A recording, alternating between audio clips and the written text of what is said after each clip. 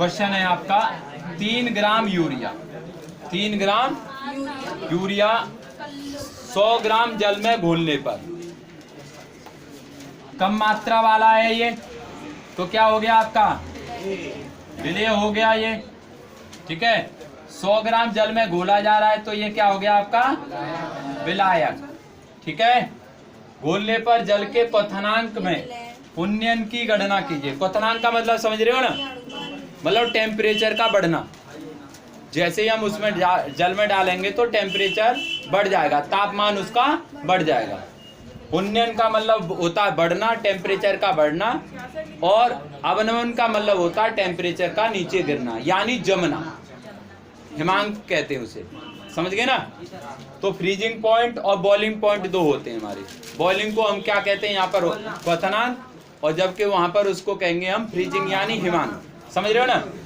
तो यहाँ पर उन्नयन ठीक है, उन्नयन की गणना करनी है, यानी टेम्परेचर में क्या चेंजेज आ रहा है, टेम्परेचर को आपको बॉइलिंग पॉइंट को ज्ञात करना है। ठीक है, जबकि जल के लिए मोलल उन्नयन स्थिरांक की वैल्यू उसने पहले से ही दे रखी है। तो इसका फॉर्मूला होता है, पहले उसको हम लिख लेते हैं, फिर उसके बाद देखते हैं क्या हमें मालूम है क्या नहीं मालूम। तो देखिए सूत्र होता है इसका डेल्टा TB इक्वल टू 1000 गुणा KB गुणा स्मॉल w बटे M गुणा कैपिटल W। लड़के ध्यान दो, ये होता है, देखो इसे कहते हैं हम क्या उन्नयन। ये तो होता है हमारा उन्नयन, क्वथनांक में उन्नयन, क्वथनांक में उन्नयन में उन्नयन। ये डेल्टा TB को क्वथनांक में उन्नयन कहते हैं हम। 1000 को कोई प्रॉब्लम नहीं है। ये जो स्मॉल w है ये विलेय का भार होता है। क्या होता है? विलेय का भार या द्रव्यमान। क्या होता है? ये द्रव्यमान। और ये कैपिटल W होता है, ये हमारा क्या होता है? ये होता है विलायक का द्रव्यमान, विलायक का द्रव्यमान। ठीक है। M क्या होता है? M होती है मोलर मास, मतलब इसका मोलर मास कितना है, अणु भार कितना है। हिंदी में इसको अणु भार कहते हैं। क्या कहते हैं? अणु भार। विलेय का अणु भार क्या ज्ञात करना है यहाँ पर? विलेय, ये विलेय का अणु भार होता है। ठीक है। 1000 आपको मालूम है 1000 ही रहेगा। KB क्या होता है? KB होता है हमारा, ये क्या होता है? मोलल उन्नयन स्थिरांक। KB को मोलल उन्नयन स्थिरांक कहते हैं। ठीक है, मोलल उन्नयन स्थिरांक हमारा क्या है यहाँ पर? KB है। तो क्या क्या मालूम है हम यहाँ पर लिख लेते हैं। देखो KB मालूम है हमें, KB की वैल्यू मालूम है 0.5 है। केल्विन किग्रा। ठीक है,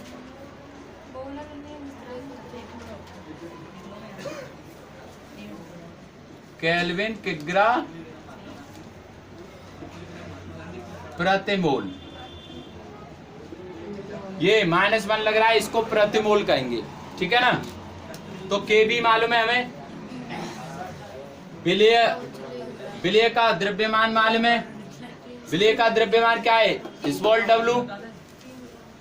स्मॉल W मालूम है कितना है? 3 ग्राम। ठीक है। फिर कैपिटल W विलायक का द्रव्यमान कितना है? 100 ग्राम। कैपिटल W मालूम है 100 ग्राम। ठीक है। फिर उसके बाद क्या है? M पता होनी चाहिए।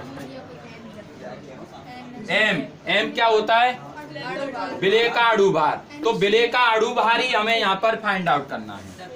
क्या ज्ञात करना है? विलेय का अणु भार। अब विलेय का अणु भार ज्ञात करने के लिए आपको विलेय पता होना चाहिए कौन है इसमें। विलेय का अणु भार हमें यहाँ पर ज्ञात करना है, लेकिन उससे पहले विलेय का आपको फॉर्मूला मालूम होना चाहिए, अणु सूत्र मालूम होना चाहिए। और विलेय क्या है आपका? यूरिया। और यूरिया का अणु सूत्र क्या होता है? यूरिया का अणु सूत्र होता है आपका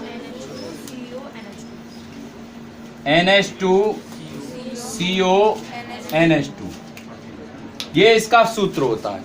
तो इसका हम अणु भार ज्ञात कर लेते हैं। N फॉर नाइट्रोजन, और नाइट्रोजन का अणु भार कितना होता है आपका?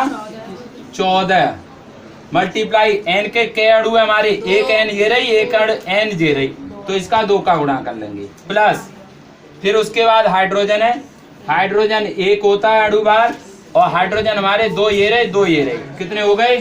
4, प्लस C हमारा कार्बन है, कार्बन कितना होता है? 12, ऑक्सीजन हमारा 16, और इन सबको जोड़ेंगे तो आएगा ये हमारा 60। कितना आ जाएगा? 60 ग्राम हमारा इसका अणु भार निकल आएगा। समझ में आया कि नहीं? ये 60 ग्राम हमारा इसका अणु भार आ जाएगा। किसका? विलेय का अणु भार, जो कि small m equal to value आ जाएगी हमारी। ठीक है, ये सारी वैल्यू पता चल गई। देखो, हजार की जरूरत है नहीं, हजार ही रहेगा। के भी हमें मालूम है, ये रहा, स्मॉल w मालूम है, m मालूम हो गया, कैपिटल W मालूम है। अब इसमें फॉर्मूला में इसको हम रख देते हैं। ठीक है, अब इन सारी चीजों को हम फॉर्मूला में रखेंगे, तो देख लेते हैं रख के क्या आता है हमारा। देखिए, अब यहाँ पर फॉर्मूला है हमारा 1000 को लिखेंगे हम 1000 ही मल्टीप्लाई केबी की जगह पर 0.52 स्मॉल w की जगह पर 3 ग्राम बटा। ठीक है, फिर उसके बाद स्मॉल m का मतलब 60 मल्टीप्लाई, फिर उसके बाद कैपिटल W का मतलब 100 ग्राम। ठीक है, अब इनसे काट पीट कर ले रहे हैं, जो कट जाएगा उसे काट देंगे, जो बचेगा उसको देखेंगे। ये 2 0 से 2 0 खत्म, 1 0 से 1 0 खत्म। ठीक है, अब देखो ये 6 बचा, ये आपका 3 से इसको कट कर दो 2। ठीक है, अब ये क्या है हमारा? डेल्टा टीवी, यानी उन्नयन, डेल्टा टीवी क्वथनांक में उन्नयन आ रहा है हमारा। क्या आएगा यहाँ पर? 0.52 बटा 2 से इसमें भाग दोगे, कितना आ जाएगा आपका? 0.26। अब देखो ये टेम्परेचर बढ़ रहा है, टेम्परेचर है, ताप है, और ताप की यूनिट क्या होती है? Kelvin Celsius. तो यहाँ पर केल्विन दे रखी है, तो केल्विन ही लगाएंगे, तो यहाँ पर लिखेंगे केल्विन। तो केल्विन डेल्टा टीवी यानी क्वथनांक में उन्नयन जो होगा वो कितना होगा? 0.26 केल्विन का हो जाएगा। समझ गए ना? इस प्रकार से ये हम उन्नयन स्थिरांक निकाल लेंगे। ठीक है, इसी प्रकार से बिल्कुल सेम होता है आपका हिमांक के लिए देखेंगे नेक्स्ट क्वेश्चन। देखिए भाई, यहाँ पर देखें क्वेश्चन में क्या पूछ रहा है, इसको जानते हैं। 2.25 ग्राम ग्लूकोज, देखो कम मात्रा वाला है, और कम मात्रा वाला क्या होता है हमारा? विलेय। तो ये हो गया हमारा विलेय। ठीक है, ये विलेय है हमारा, और इसका अणु भार भी दे रखा है, यानी ग्लूकोज का अणु भार दे रखा है, तो इसमें अणु भार निकालने की जरूरत नहीं होगी। और अगर इसका अणु भार नहीं दिया होता तो ग्लूकोज का आपको फॉर्मूला मालूम है, क्या मालूम है? C6H12O6। इसकी सहायता से आप इसको कैलकुलेट करते हैं, और कैलकुलेट करने पर ये 180 आता। समझ गए ना? का 25 ग्राम जल में, तो 25 ग्राम जल दे रखा है भाई, तो 25 ग्राम क्या है? अधिक मात्रा वाला है, तो क्या हो गया? ये विलायक, ये हो जाता है आपका विलायक। में घोलने पर हिमांक में, अब देखो यहाँ पर हिमांक में दे दिया है, अभी आपने देखा था वो क्या था हमारा? उन्नयन क्वथनांक था। ठीक है, और यहाँ पर हमारा क्या है? हिमांक दे रखा है, यानी ये जमने वाली स्थिति दे दी है।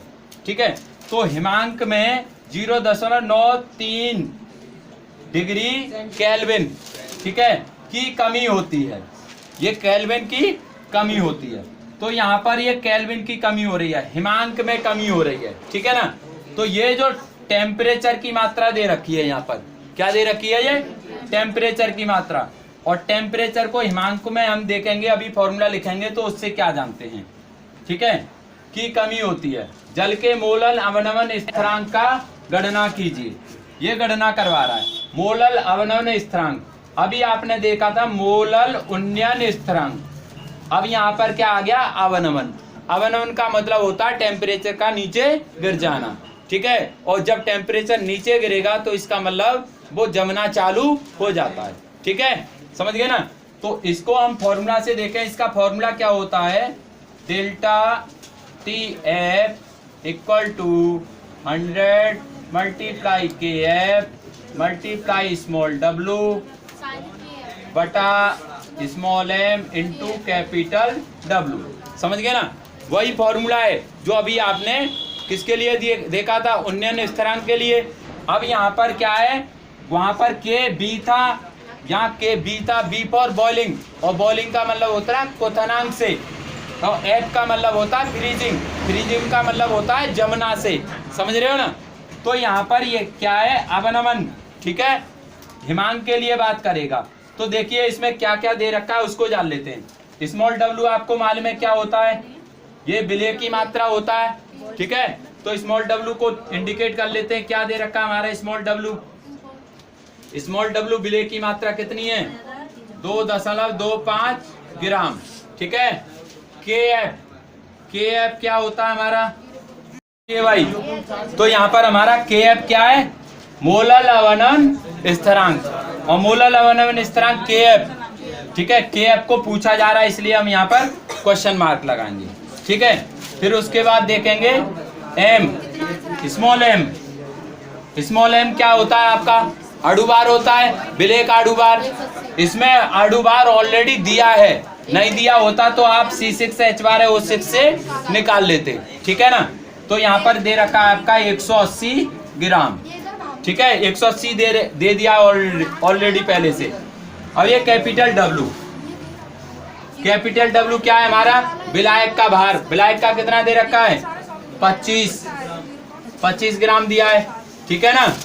इसके बाद क्या है हमारा delta T F, delta T F, delta T F. देखिए हिमांक में कमी कहाँ है, ये रही हिमांक में कमी कितनी है, 0.93 केल्विन, ठीक है ना। ये सारी चीज दे रखी है, समझ रहे हो। अभी आपने देखा था यहाँ पर डेल्टा टी बी हमने ज्ञात किया था, और यहाँ पर डेल्टा टी एफ दे रखा है, लेकिन के एफ को ज्ञात करवा रहा है।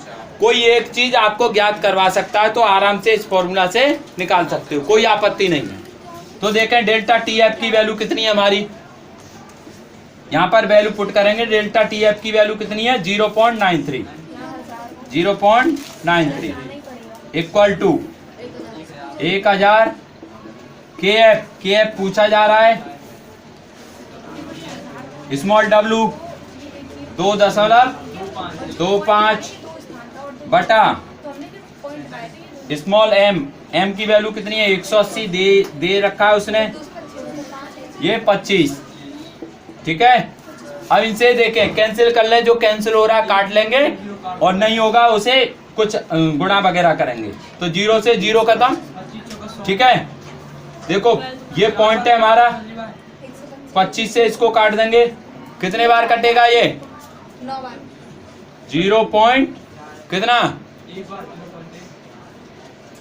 25। देखो यहाँ पर 2 जीरो है, पॉइंट है ना, इसको ऐसे 2 जीरो बढ़ा लो तो कितना हो जाएगा, ये 2500 हो जाएगा ना। फिर इसके बाद ये पॉइंट हटा दो, पॉइंट हटा दिया। अब 25 से काटो इसको, 25 से काटेंगे तो 25 निम्मा 225, और ये आ जाएगा 100 बार, समझ गए ना। और देखो ये 100 से ये 100, समझ आया क्या नहीं, ठीक है।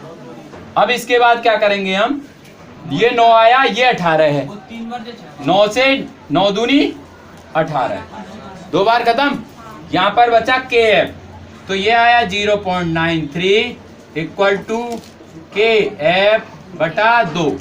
कैंची का गुणा, इसका इसमें गुणा, इसका इसमें, तो KF बराबर क्या आ जाएगा आपका, KF बराबर इसका 2 गुणा कर लेंगे, 3 दूनी 6 और 9 दूनी 18, पॉइंट एक 2 स्थान है, 2 स्थान लगा देंगे, तो KF इक्वल टू ये वैल्यू हमारी आ जाएगी। इसकी यूनिट क्या होती है हमारी, केल्विन, केल्विन किग्रा, केल्विन किग्रा मोल प्रति, मोल प्रति, ये आपका आंसर आएगा। ठीक है ना, इस प्रकार से इसको निकाल लेंगे। आई होप आपको समझ में आया होगा। मिलेंगे नेक्स्ट वीडियो में, तब तक के लिए जय हिंद।